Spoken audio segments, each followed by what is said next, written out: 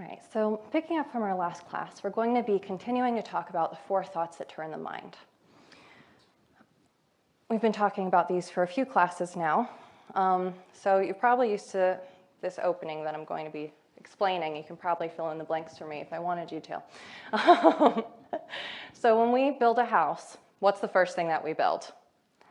The foundation, right. We have to build a very strong foundation, a solid foundation, before we can build a house.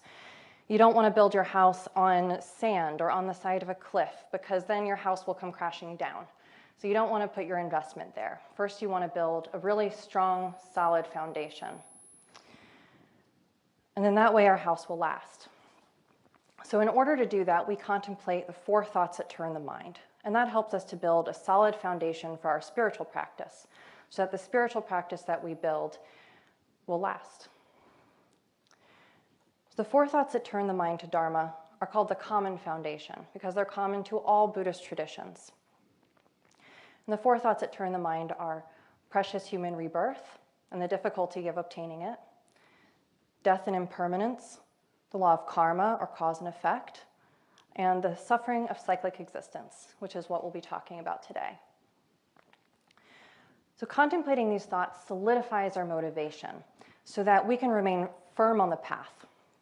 And we know that these contemplations have worked when our spiritual path becomes the central focus of our lives, when it's what we turn to in times of both joy and fear, when our spiritual path is always the answer to our problems. If this path is the refuge that you turn to in every situation, no matter what is going on to your life, you turn to your spiritual path. If you consistently practice it every day, then your mind has been turned. As we learned in the last class on karma, every experience and detail of our lives is the result of our past actions. Our jobs, our families, our friends, our wealth, our poverty, our joy, our sorrow, all of that, none of that is coincidental. It's all the result of our past actions. For lifetime after lifetime, we've tried to find fulfillment by reinforcing the idea of self. But focusing on ourselves only increases our attachment and aversion, and those increase our suffering. As Chagdud Tulku says, if self-centeredness produced happiness, we would all be enlightened by now. Toddlers are a great example of self-centeredness. Toddlers, like, everything is like, mine, mine, mine, and they just grab it, right? And it's all about them, and whatever happens to them, they're so reactive to it, you know? They're just like, they don't get something when they want it, and they just fall into a temper tantrum, and they're incredibly self-centered. It's all they can think about, and you can see the suffering that causes them, constantly reacting to if they like something or don't like something. When my oldest brother was a toddler, my mom would set him up in the kitchen with pots and pans and let him sit on the kitchen floor and just bang away on the pots and pans while she cooked. And one day he got quiet, which, is dangerous with kids. If they get quiet, you have to find out what they're doing. So my mom goes in there, and there's this little line of ants crawling across the kitchen floor. And my brother's just sitting there, just sitting there popping them into his mouth. Like they're like a little conveyor belt of snacks.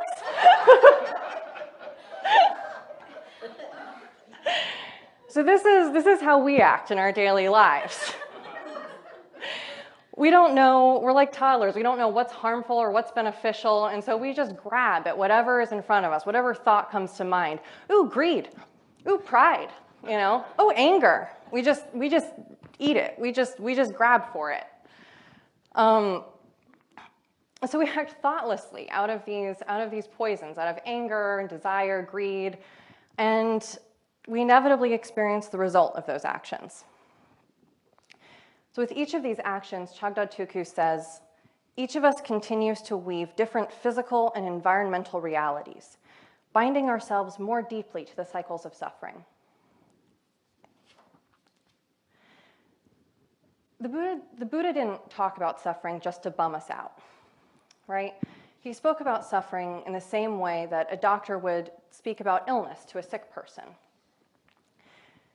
You would want to educate a patient about their injury or disease before treating them. For example, a couple of years ago, my husband's back went out, and he refused to go to the chiropractor. Men. So, sorry, honey.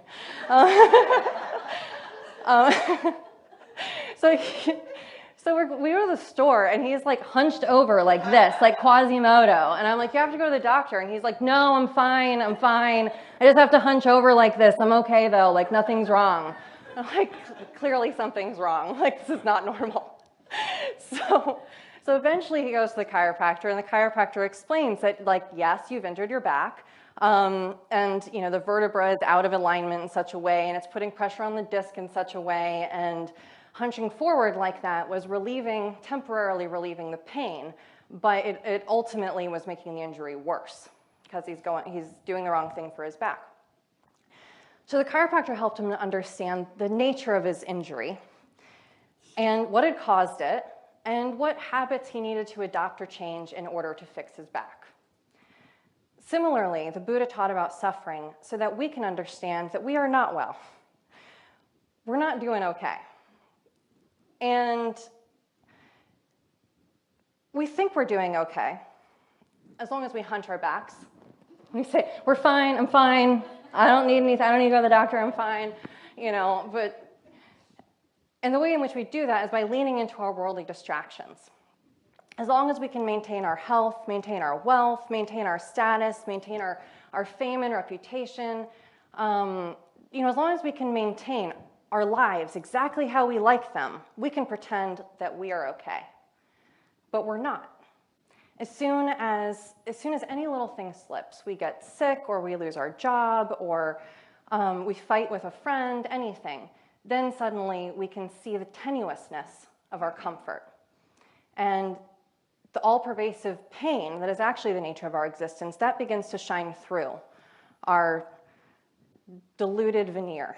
We try to paint everything over with. So, like my husband, as soon as you stand up straight, you're like, ow, my back does hurt. That really does hurt. You can't just stay hunched over all the time pretending like everything is okay. So once we discover that we're not okay, we are suffering, we can also see that the ways in which we try to alleviate our pain by hunching over, those only aggravate the underlying condition. Those only make our suffering worse. All of this attachment to our wealth and health and fame and and our friends and family and all of the things that we do to pretend that we're not suffering, it actually increases our suffering. If there were no cure for suffering, there'd be no point in talking about it. But there is a cure for suffering. So it is of paramount importance that we understand the condition that we're in so that we can find and take the appropriate medicine. Does everyone else hear this really high-pitched noise coming off my mic? Yeah, okay.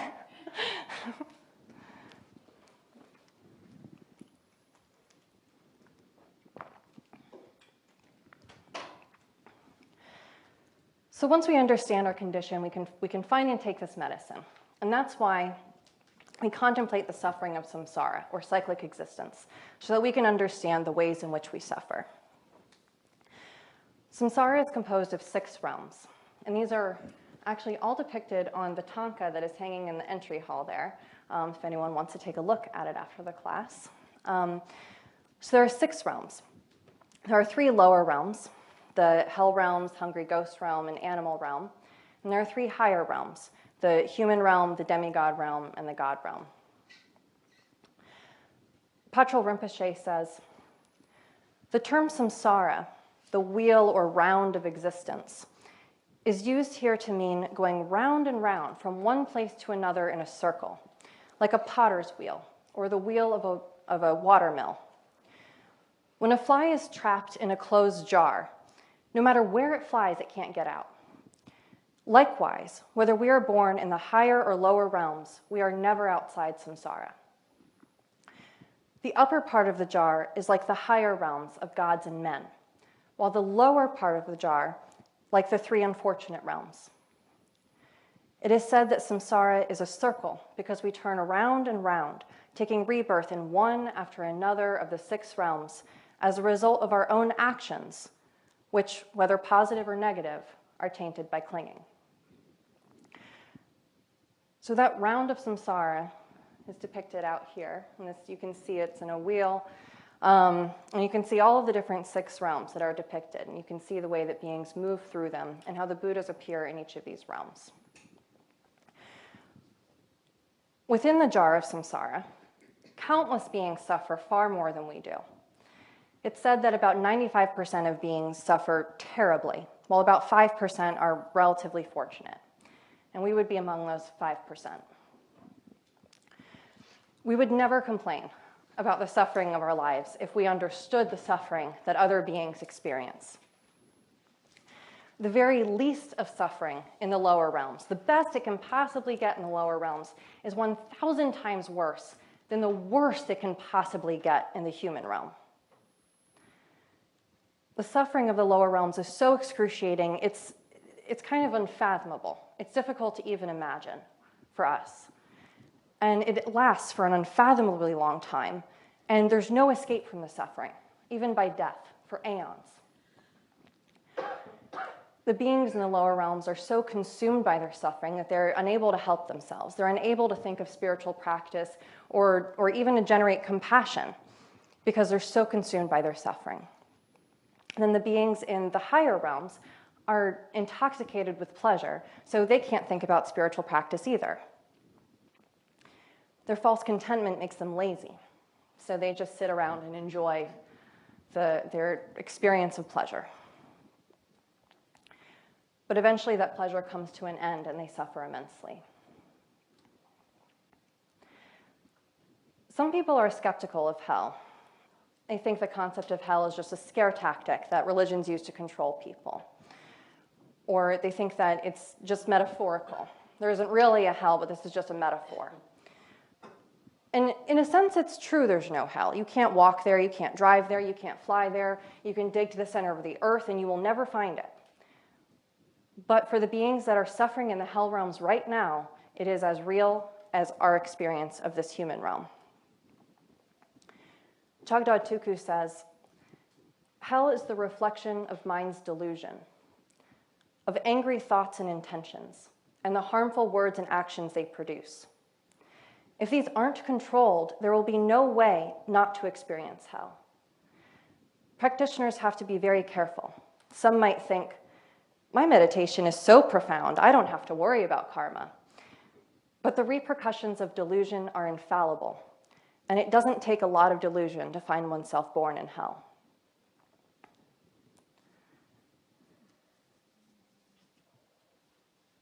Heaven and hell aren't really so far apart. We tend to think that our happiness and suffering is caused by the outer objects and circumstances of our lives. But it's actually the mind's reactions that give rise to our experience.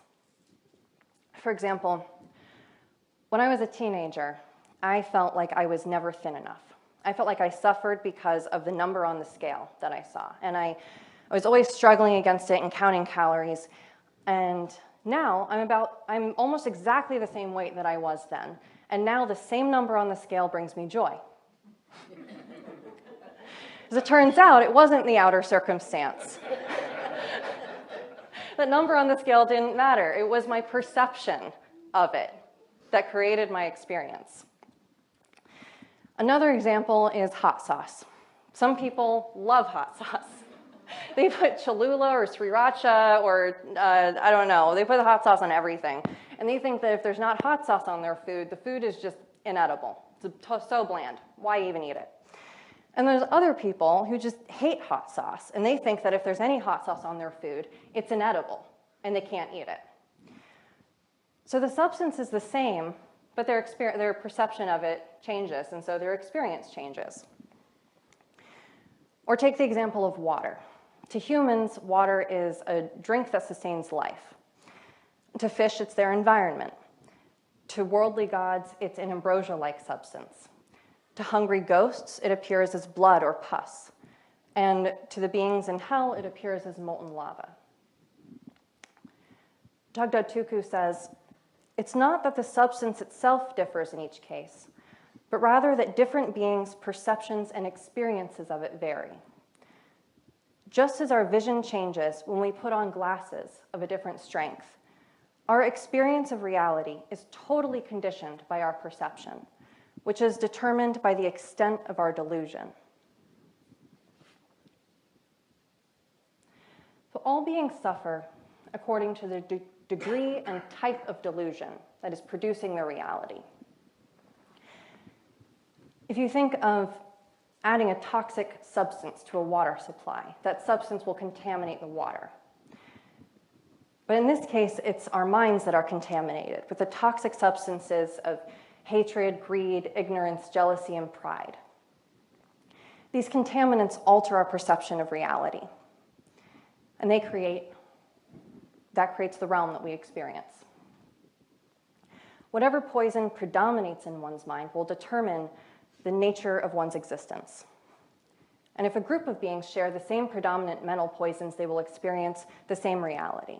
Similar to how if we all go to see a horror movie, we will all experience the horror movie, but if we all go to see a comedy, we will all experience the comedy movie. So we will all have our own unique experiences within watching that movie and the way that the plot will affect us and the characters we like and all of that. We will have our unique experience, but we will also be sharing in the same environmental experience of that reality, similar to all watching the same movie together.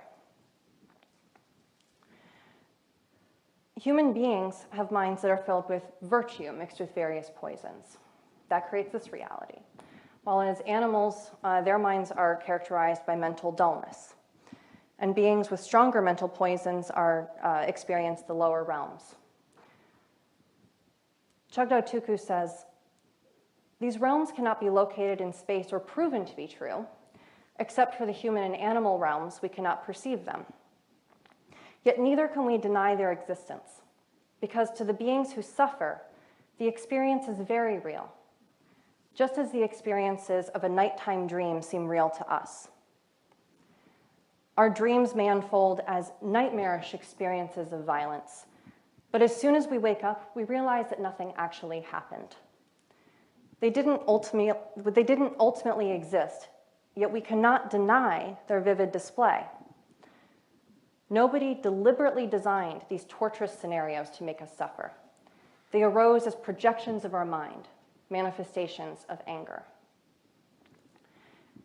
If anger repeatedly fills the mind, it will eventually permeate our reality, and sooner or later we will experience what we call hell. In the same way, all the realms of samsara are manifestations of mind's poisons and positive qualities.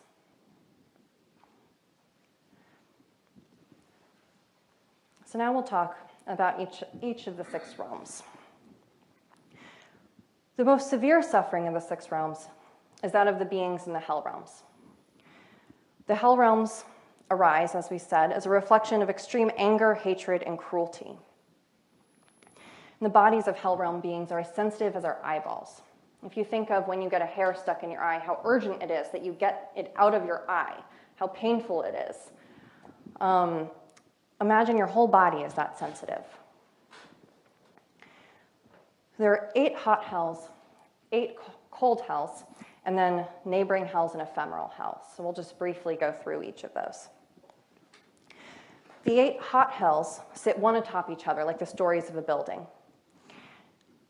And they get worse as you go down. The ground and perimeter of each of the hells is like white hot iron. There's absolutely nowhere safe that you can step. Everything is just an expanse of blazing fire. And the heat that beings experience in these realms is nothing like the heat that we have in this realm. If you think of the heat of molten lava, which is hotter than anything any of us have ever experienced. And then if you imagine how many thousands of times hotter the surface of the sun is compared to molten lava. And then imagine a heat that is thousands of times hotter than the heat of the surface of the sun. And that is the type of heat that the hell beings experience. Gyaltrul Rinpoche says, it's difficult to even imagine such heat. Yet even though this heat is so intense enough to kill instantly, for a being with a karma to be born in these realms, because of that karma, death is not instantaneous. The being experiences the pain of being burned in such an intense fire for a long time, experiencing it without dying until the karma is exhausted.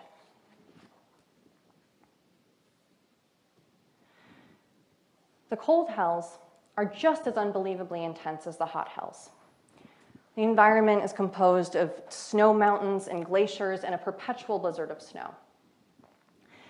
And the cold is like nothing we've ever experienced. You can't even imagine the cold. There are places in space where there's no sunlight at all, where it must be incredibly, incredibly cold, beyond what we can even imagine. And the cold hell realms are thousands of times colder than that, than even the depths of space. The beings there are completely naked with nothing to protect them from the elements. Gyaltrul Rinpoche has said that one of the causes for being reborn in these hells is taking for your personal use any support for the 3 jewels of refuge, or any article that adorns, enhances, or covers a support. Taking the cover of a scripture, or the brocade off a statue, for example, or removing tankas or brocades from a temple expressly for personal use. Another cause for this type of rebirth is killing a sentient being for any reason whatsoever. So I'm sure you all want to know more about these hell realms and would love to research them in depth. And so if you would like to read very in-depth descriptions of these, because you're all excellent students, I know you really, really, really want to know about all of these in detail, in which case I recommend reading Words My Perfect Teacher, which has some very vivid descriptions of each of these hell realms. And Gyaltrul Rinpoche's book, Buddha in the Palm of the Hand, also has a lot of descriptions of these. We're going to stay on the surface level today in the interest of time. So encircling the 8 hot hells and the 8 cold hells are the 2 neighboring hells. The first neighboring hell is the Hill of Iron Somali Trees. And monks or nuns who have broken their vows of chastity and those who have committed adultery are some of the beings that are born in this realm. The effect of these actions bring beings to a hill of terrifying iron trees with leaves that are like knives and swords. And at the top of the trees, they see their former lovers, or beings that they have killed. But they are intoxicatingly attracted to these beings that they see, and they try to reach them, and they climb up the trees. But the leaves are so sharp, and they pierce their flesh as they climb.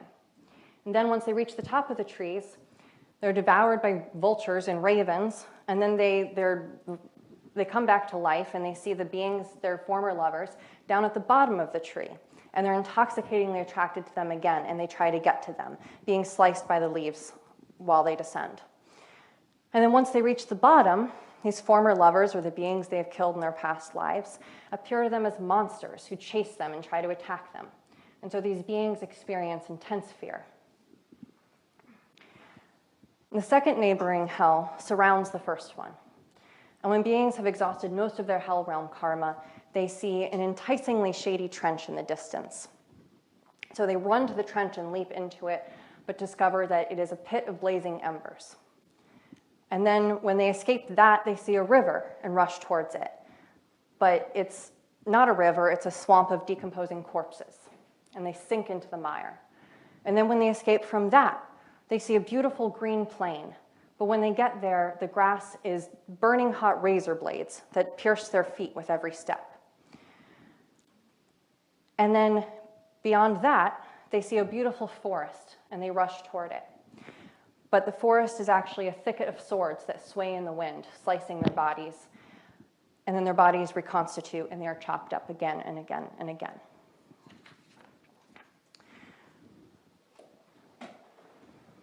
Then there are the ephemeral hells. And the ephemeral hells exist in all sorts of places. And there are a number of ways that you can be born in the ephemeral hells. There's a number of stories of government officials and public servants dipping into the public purse, using public funds for their personal use, and being reborn in the ephemeral hells as a frog trapped in a stone being eaten alive by small creatures, and horrible, horrible sufferings like that. Patrul Rinpoche says, beings may be crushed between rocks, or trapped inside of stone, frozen in ice, cooked in boiling water, or burnt in fires. Some feel that when someone is cutting a tree, they are the tree, having their limbs chopped off. Some suffer through identifying their bodies with objects that are constantly put to use, such as mortars, brooms, pans, doors, pillars, hobs, and ropes. So it is taught that we should be very gentle with things. Even though these things are inanimate objects, we should be very gentle with them because we don't know if there is perhaps a being trapped there in the items that we're using in our daily lives. So for instance, we should not slam doors, we should close them gently and try to be as gentle as we can in everything that we interact with. Muksan Kutchen Rinpoche told a story about the ephemeral hells. One day in 2001, His Holiness Penor Rinpoche asked Muksan Kutchen Rinpoche to gather a few monks to chop down some trees in the courtyard at Namdrolling Monastery. And these juniper trees were still young. They were lush and green, and they provided shade to all of the residents and visitors, and people loved them. People loved sitting under these trees. And so some of the local folks pleaded with His Holiness not to cut down these trees. But His Holiness said, "Be quiet. You don't know why I'm doing this." So when the trees were chopped down, his reason became apparent. Because out of the trunks of these trees, 40 or so frogs of different sizes emerged. And with his clairvoyance, His Holiness could see that these beings had been trapped in an ephemeral hell within the tree trunks. But he also knew that this was the right time to free them. So he chopped down the trees and freed the frogs, and they released them by the river. So all of these hells have, the suffering in them is so immense, it's unfathomable, really. The extent to which we can imagine it, it pales in comparison to the experience of it. But we should carefully consider these sufferings, the causes of being reborn there, and try to imagine them in as much detail as we possibly can, and really generate compassion for these beings. I think people often think of beings in hell as being like, oh, Hitler's in hell, or someone like, someone that's really done something that everyone can agree is absolutely terrible is in hell. But you think of all of the things that all of us do on a daily basis, and just all of the ways that we kill beings, or we benefit from the killing of beings, or we benefit from the harm that has come to others through war, or through commerce, or through any of the ways that beings are harmed. And we are all generating causes to be reborn in these lower realms. And so we're not so different from these beings. It's not like, oh, they're bad beings, they're there. We're good beings, we're here. Like, this is just for the moment. We're not there. And who knows if that could be where we're headed next. It depends on the causes that we create. So we should vow to do everything that we can to not create those causes, to learn how to not create those causes, and to do everything that we can to benefit the beings that are there in those realms by praying for them and by helping others to not create the causes to be reborn there as well. So next we have the hungry ghost realm. The hungry ghost realm is a projection of greed, stinginess, or miserliness, and opposing the generosity of others. Those who can't be generous to others in need, or those who are too stingy to make offerings to the 3 jewels, and also monks and nuns who don't keep their vows purely, will be reborn in the realm of the hungry ghosts, or pretas. And the beings in this realm suffer from extreme hunger and thirst. Some pretas live for centuries without even hearing the mention of water. They're obsessed with finding food or drink, and they search and search and search, but they never find any. Sometimes they see a cool, clear stream in the distance, but their joints are so fragile compared to the weight of their bellies that they just can painfully pull themselves and crawl across the land to reach the stream. And then when they reach it, there's no water. The river has long ago dried up. And they might see an orchard of fruit trees in the distance. But the same thing happens. By the time they get there, the fruit trees have all withered. Or they'll see a beautiful, bountiful feast. And when they get there, it's guarded by a horde of armed men that chase them away with scary weapons. Some of the hungry ghosts have mouths no bigger than the eye of a needle, and their throats are as thin as a single horsehair, but their bellies are the size of a country. They're huge. Even if they could manage to eat a little bit of food, they would never be able to satiate their hunger. Other pretas have varying experiences. Some have the experience of many creatures living on their bodies and devouring them, like parasites. Or some, whenever they do find food, it turns into pus or blood. Or if they are able to eat some food, it turns into iron in their stomach. So they're all different experiences that the hungry ghosts have. Think of how much you suffer when you don't eat or drink for just a morning. I think of one time I went camping with friends, and when we were trying to leave the campsite, we couldn't get the car to turn on. And we had already run out of water. And so then we're sitting there trying to get the car to turn on, and it took a few hours. And after a few hours in the summer heat, no water, I got thirsty enough that I just went in the woods and found a stream and took my chances with whatever the stream water was, and luckily I didn't get sick drinking it. What if there was no stream? What if you're pushed to that point of desperation where you would just go out in search of water wherever you could find it and drink whatever you could find, but there was no water. There wasn't even the word water in your world. Imagine that suffering. So we should meditate on the suffering that these beings endure and generate compassion for them, and generate compassion for all of those beings that are currently creating the causes of being born in that realm. The third lower realm is the animal realm. And this is a realm that we can actually see. We actually know something about this one. The animal realm is a projection of ignorance, stupidity, or delusion. Creating negative karma out of ignorance or delusion creates the causes to be reborn as an animal.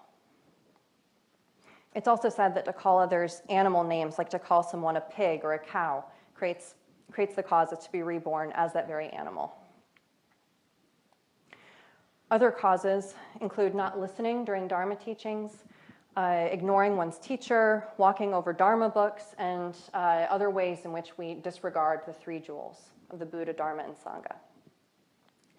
All of these actions are expressions of a basic state of delusion and ignorance, so they cause one to be reborn as an animal. Animals suffer primarily from predation and domestication, and from not having the ability to transform their situation. They can't transform the conditions that are producing their suffering. So there are many types of animals. There are all sorts of animals that live in the ocean: whales, dolphins, fish, reptiles, turtles, worms, plankton, big and small, all sorts of animals. And they all have lives of terrible suffering. The little ones are swallowed by the big ones. The big ones have little animals that eat their flesh, or parasites inside them that eat them. And now the ocean animals have to contend with seismic and sonar testing, and ocean acidification, and coral reef die-off, and and plastic bags, and human trash in the ocean. So much stuff that they have to deal with. So all of these beings suffer terribly. And the wild animals on land, they don't have it any better either. They live in constant fear. They're hunted by humans and by other animals. Hawks kill the small birds kill the spiders kill the smaller insects, and on and on and on. This whole cycle, endless cycle of killing. As the filmmaker Werner Herzog said, "The jungle is murder."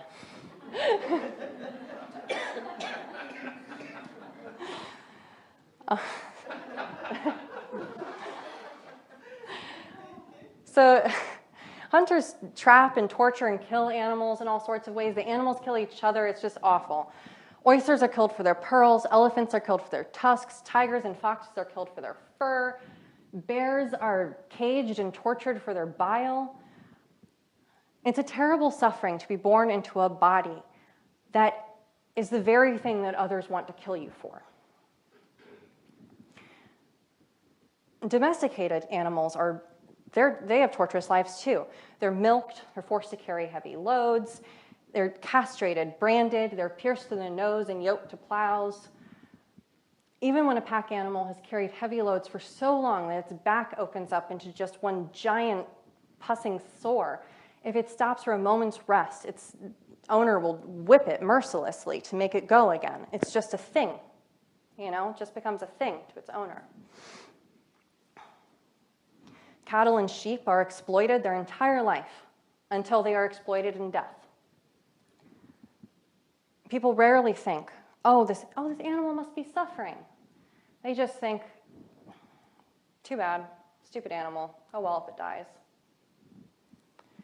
Some people think that some animals, like fish or insects, don't feel pain. But the Buddha taught that all animals, down to the smallest insect, experiences pleasure and pain.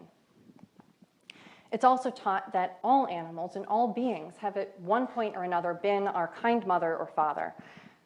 And so we should develop love and compassion towards them and help them however we can. Whenever you see animals being exploited or tortured, put yourself in their place. Imagine what their suffering is like, really in detail. We like to skim over it, you know. You can watch all of these horrible documentaries about slaughterhouses, or, you know, even I watched a video one time of a bird that had laid its nest in a field that was then being plowed. You know, even if you may think, oh, I'll stop eating meat, and so then I'm not causing any suffering. But animals suffer in fields where we grow vegetables too. You know, there's this bird that has laid its nest in a field, and this big tractor comes and just, the person driving the tractor kindly lifted up the machinery and moved over the nest, which was the point of the video. But how many people do that?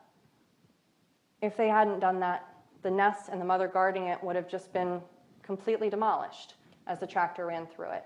And rabbits and quails and all sorts of small animals, in addition to insects, die every time we plow a field. Or when you irrigate a field, they die. Or when you turn up the soil and the beings that are under the soil are put on top where they don't want to be, and the beings on the top of the soil go under the soil where they don't want to be, and everything is constantly dying. So when we see this, when we see animals suffering in these ways, we can generate compassion for them and not avoid the thought of this. We can really imagine in detail what their experience is like and the type of suffering that they are experiencing it. And generating compassion for those animals and for all of the beings that will be born as animals in the future, who are creating those causes now, we can really have love and compassion for them. And we can try not to create those causes ourselves and try to help others that we know not to create those causes. And if you have animals of your own, treat them with kindness and love. And save the turtles out of the road. Even if they're snapping turtles. So those are the three lower realms. And one might expect that the next three realms, the three higher realms, will be happy and pleasant. But they're not. Even in the higher realms, there's no happiness. Chagdud Tulku says, rebirth in the three higher realms results from virtuous actions stained by mental poisons. Of the mixture of poisons that produce rebirth in the human realm, the most prominent is desire. Humans have many types of suffering. One type of suffering is the suffering of change. This is the suffering that we feel when a state of happiness suddenly changes into suffering. One minute we're happy and the next we're not. How often does that happen? Like every 5 minutes. Whatever comfort or happiness there is to be found in samsara, none of it is the least reliable or consistent. We want solid ground to stand on, but everything that we stand on erodes. We rely on our jobs, but we lose them or leave them eventually. We rely on our loved ones, but we lose them or leave them eventually. We rely on our loved ones to stay the people that we know them to be. And we suffer when they don't. When they have a life event or a mental illness or a neurological issue that changes their personality and changes who they are. You might have a parent who suffers from Alzheimer's or dementia, and they no longer even remember us or remember the person that they were. We suffer so much when what we rely on is not reliable. We rely on our home and sense of community. You think of the people whose homes are destroyed to build highways. Entire neighborhoods and communities destroyed nearly overnight, wiped out to shorten someone's commute. And what a deep loss that is. How much they suffer. That sense of community just gone. And others lose their communities more slowly to gentrification or to drugs and crime, and that's painful too. We rely on our own self-identity and who we think we are, but that changes. We can't rely on that either. There are so many things that we rely on, that we wish to count on, but we can't count on samsara for anything but suffering. Humans also suffer from suffering atop suffering. This is the suffering we feel when one bad thing happens after another. So whenever you think that the situation you're in can't get any worse, it does. Sometimes it's a real 1-2 punch, like you lose your job and then your car breaks down. And it's a really expensive fix, and you can't afford it without, you can't afford to fix your car without a job, and you can't get a job without a car. That's a real pickle. Or your dog runs away, and while you're putting up lost dog posters, your house burns down. Or your father dies, and during the funeral, your house is robbed. That's actually incredibly common. Sometimes it's a slow, steady drip of suffering, like losing friend after friend to the opioid epidemic or to old age. Or a lifetime of low-wage labor and belittling abuse, compounded by a bad back or arthritis or diabetes or gout. We lose our youth, our health, our wealth. We lose our loved ones. We spend all of our time on one suffering after another, and there's never a moment of relief.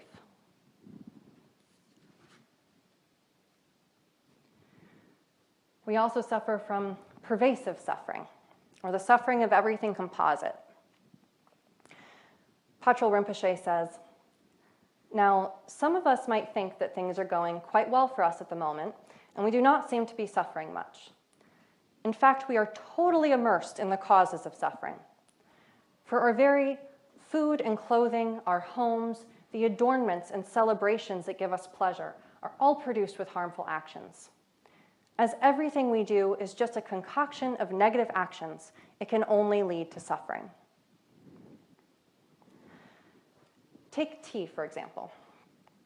When you grow tea, when you plant it, and later when you pick the leaves, countless insects die. So many insects and small creatures it would be impossible to count. Then the tea is packed into bricks, and porters carry it on their backs in these baskets they bear the weight on these straps that go across their forehead.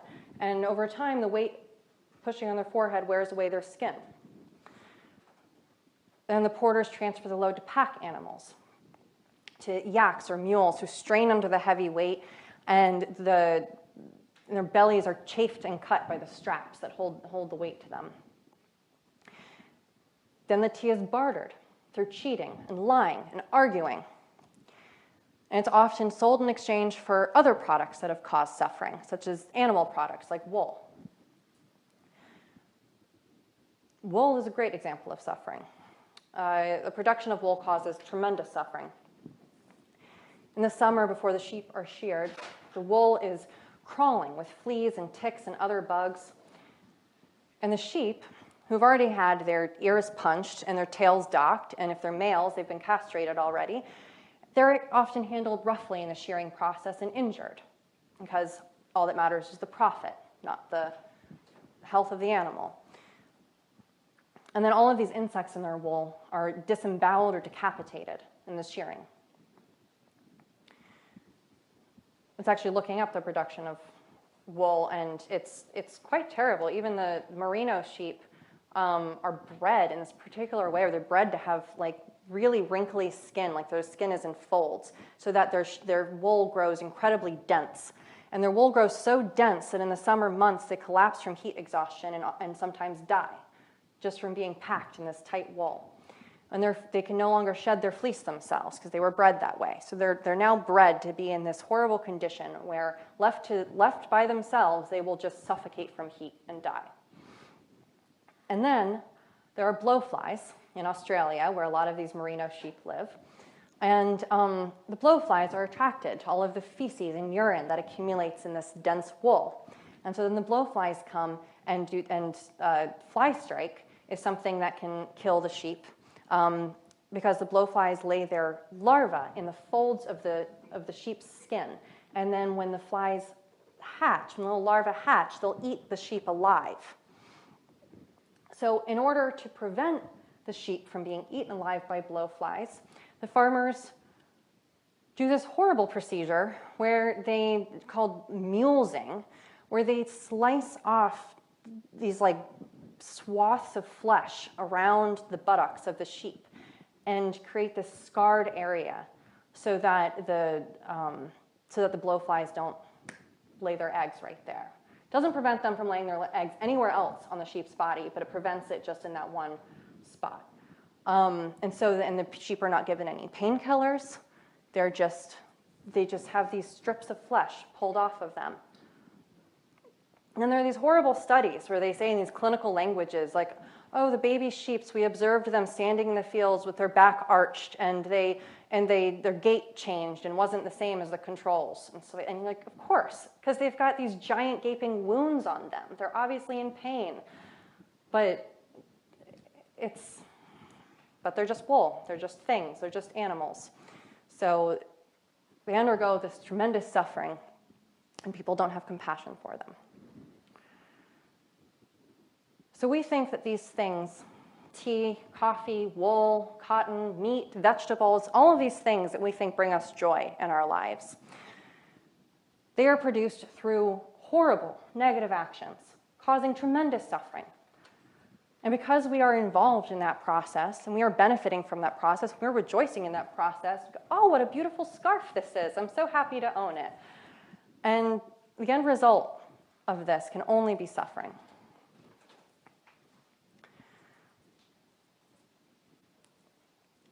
Then there's the suffering of birth. We've all experienced the suffering of birth. If you ever feel like you don't have something in common with someone, know that you do. You've all experienced the suffering of birth.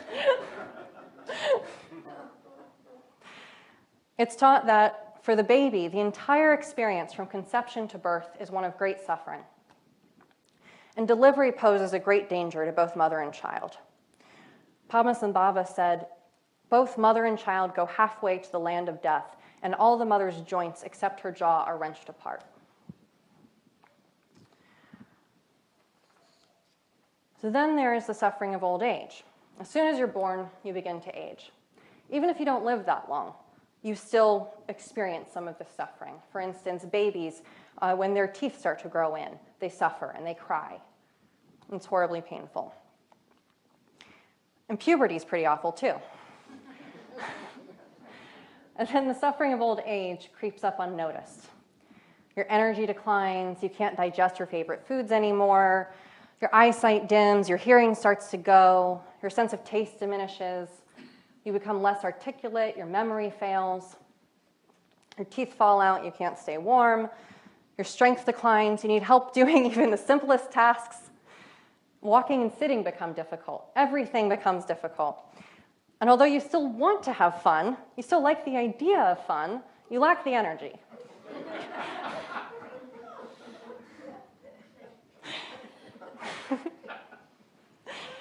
If you live long enough, the suffering of old age can cause one to wish for death. But the closer we get to death, the more we're terrified of it.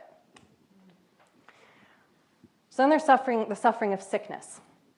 Everyone gets sick at some point or another. No matter how young or vibrant we are, we get sick. And when we get sick, we crumple like a little bird struck by a stone. Our energy vanishes. Our strength vanishes. We lose our appetite. We can't get comfortable. You have to take unpleasant medications or undergo painful procedures.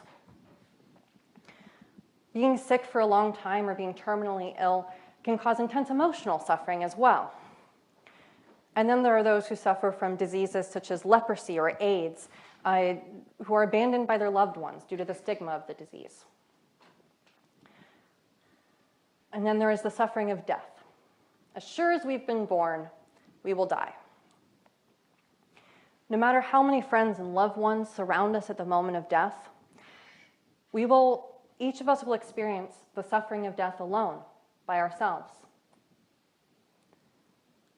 You'll want to stay close to your loved ones. You'll want to keep your home and possessions. You'll have so much still left to do with your life. And you'll think you had more time. But death is suddenly here. And now you have to let go of everything that you love and are attached to, and everything that gave you a sense of solidity. If you have not used this life well, you will be full of remorse. There's no guarantee that any of us will even live to see tomorrow. We waste our lives on our jobs, our friends and family, our homes, our possessions. But when death comes for us, the only thing that will help us is the Dharma. So it's much better to spend our lives studying the Dharma, because death is inevitable. So that's the one thing we know that we will absolutely need to use. We'll absolutely need to use Dharma at the moment of death. Then there is the fear of meeting hated enemies. So we spend our lives accumulating this wealth and property, and no matter how carefully we look after it, eventually we must share our possessions with our enemies. Burglars may break into our house and steal our jewelry, or mice may break into our pantry and steal our cheese. The more wealth we have, the more trouble it takes to protect. And our suffering is in direct proportion to the extent of our possessions. For instance, if you have a car, you'll worry about whether your car has enough gas in it, or if you need an oil change, or if there's enough air in the tires. You may worry about it being stolen, or what its blue book value is, because you want to resell it sometime. If you have a bicycle, you worry about bicycle things. If you have a mansion, you have mansion problems. If you have an apartment, you have apartment problems. If you have a family, you have family problems. If all you have is a nickel to your name, then you will have a nickel's worth of problems.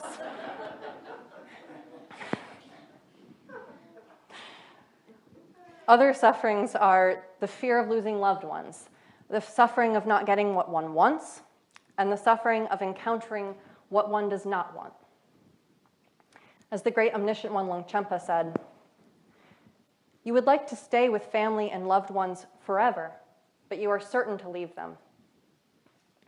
You would like to keep your beautiful home forever, but you are certain to leave it behind. You would like to enjoy happiness, wealth, and comfort forever, but you are certain to lose them. You would like to keep this excellent human life with its freedoms and advantages forever, but you are certain to die. You would like to study Dharma with your wonderful teacher forever, but you are certain to part. You would like to be with your good spiritual friends forever, but you are certain to separate. Oh, my friends who feel deep disillusionment with samsara, I, the Dharmaless beggar, exhort you. From today, put on the armor of effort, for the time has come to cross the land of great bliss, whence there is no separation."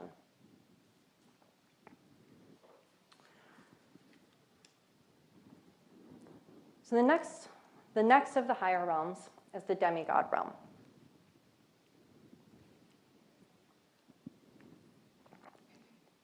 The demigod realm is a projection of extreme competitiveness, covetousness, and continuous warfare.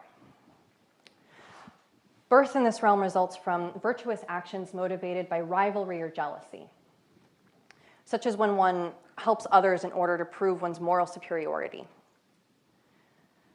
Have any of you ever watched the show The Good Place? Yeah? Okay, a couple people. So there's a character on this show named Tahani that's a good example of this behavior. Tahani is extremely jealous of her sister. Her sister is a world-class painter and social activist. She's been named like the most likely to be the next Banksy. She's won a Grammy Award and an Olympic gold medal in archery, and she's the youngest person ever to be inducted into the Rock and Roll Hall of Fame. Tahani spends her life trying to be a capital G good person, becoming this sophisticated socialite who raises over $60 billion to fund a nonprofit organization. And most of the actions that she engages in are good, but her motivation is to outshine her sister. And so that motivation taints her actions. The lives of the demigods are characterized by envy. Despite the abundance they enjoy, they argue over territory and land. They spend all their time wanting what others have and fighting to get it. Worse, they can see the god realms above them. And they can see that all of the god's needs are provided by this wish-fulfilling tree. And the roots of that wish-fulfilling tree are in the demigod realm. So the demigods are saying, hey, this is our tree. This grows on our side of the property line, and you're enjoying the fruit on your side of the property line. How many neighborly disputes have we observed like that?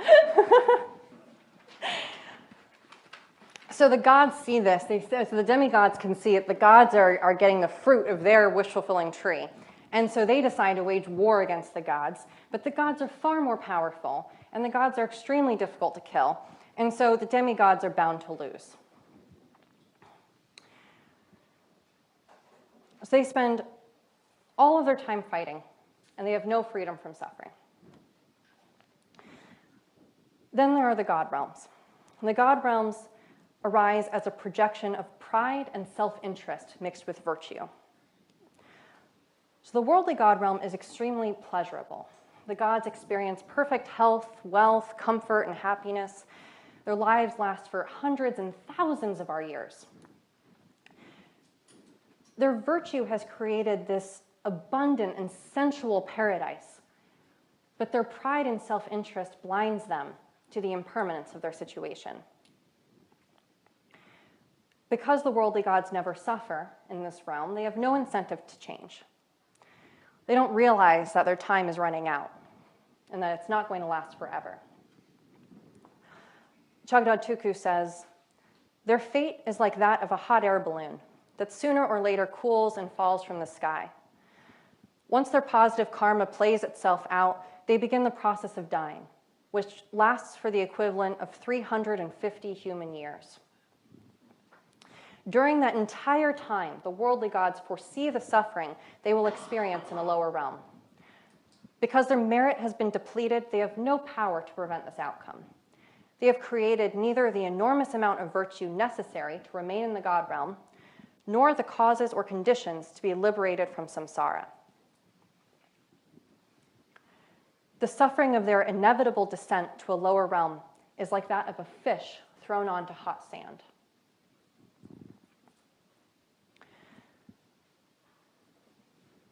It's important to contemplate the suffering of each of these realms so that we can understand the depth of our predicament.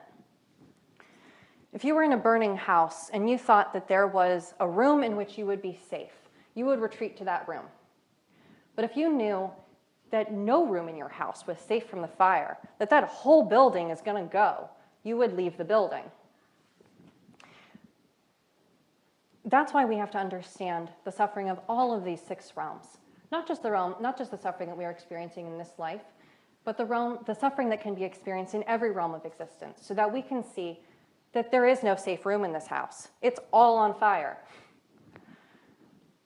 Understanding the suffering and limitations of cyclic existence motivates us to find a way out. Just as understanding that the house is on fire motivates you to escape, or understanding that you are sick motivates you to find medicine. As humans, we have the unique capacity for change and the potential to attain enlightenment. Although we have some suffering, it's not all-consuming, like the suffering of the lower realms. And although we have some pleasure, it's not all-consuming, like that of the higher realms. This human life offers a profound and rare opportunity to tame our minds and to benefit others. The one thing that keeps us from doing that is false contentment. We always think that death is further away than it is.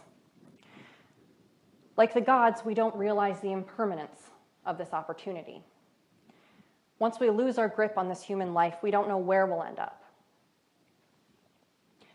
But if we end up anywhere other than the human realm, we're going to have a difficult time doing anything about it. And we'll be stuck in this cycle of existence until we finally are able to attain a human birth again. If we think carefully about the actions that we have accumulated, we'll likely see that we've not created the best causes for ourselves. We haven't created the causes for a pleasant rebirth. We've planted seeds of anger, greed, ignorance, jealousy, and pride. And we will not enjoy the fruits of those. Even many of our positive actions have been tainted by those poisons, and so we're still, even if we think that we're generally good people, if we're really honest with ourselves, we can see what a small percentage of the time we spend actually doing beneficial actions, actually acting out of compassion and wisdom, versus the times when we act out of delusion and self-centeredness. So we must understand that this is the predicament that we find ourselves in, but also that we have the capacity for change. We can develop and train our minds. We can practice generosity and patience and compassion. We can plant better seeds. We can plant seeds that will grow tall and help us and all beings climb out of the jar of samsara, this cycle of pain. Chagdud Tulku says, people who want to bring about lasting peace need to clearly understand the goal, whether they think of themselves as spiritual practitioners or not. It doesn't matter what we call it. The goal is to end the suffering that abounds in the world. Though we may think that samsara is the problem, samsara is ultimately a state of mind. The key to understanding suffering and finding peace lies in transforming our own mind, removing our negativity, enhancing our positive qualities, and revealing our true nature.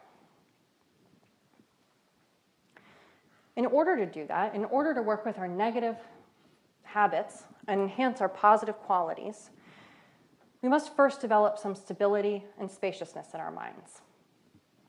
This allows us to take a step back and see what is in our minds, to see how we're acting and what the result of it will be. Instead of being swept up by our habits and reacting like a toddler, just putting ants in our mouths. So we have to have a little bit of space to do that, so that before we just put it in our mouth, we can go, oh, that's anger. No, not gonna eat that one. Oh, that's greed. No, thank you. If we don't have that space in our mind, we just pop it in. So to stabilize our minds, we will end the class with a brief meditation. This is a meditation from Jetsma's book, Stabilizing the Mind. This is a simple meditation that we can do anytime. So we're just going to watch our breath. So we can sit comfortably with a straight back and place your hands in your lap, just gently relaxed, and allow yourself to relax completely and just breathe normally. And I'm going to get my timer ready.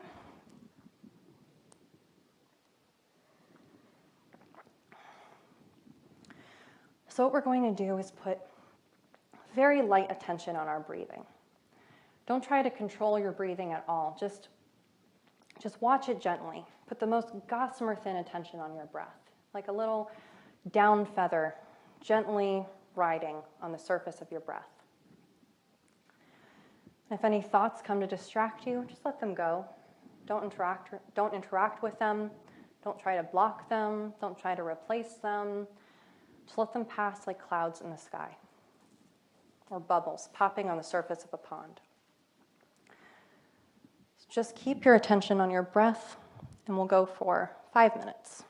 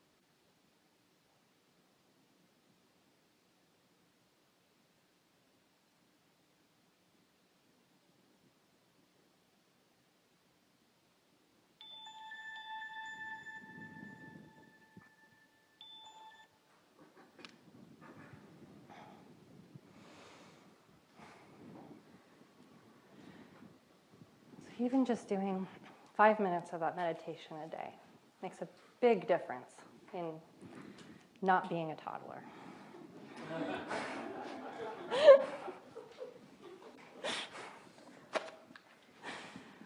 So now we're going to close with a brief dedication. It is in the back of this, the last page of this book.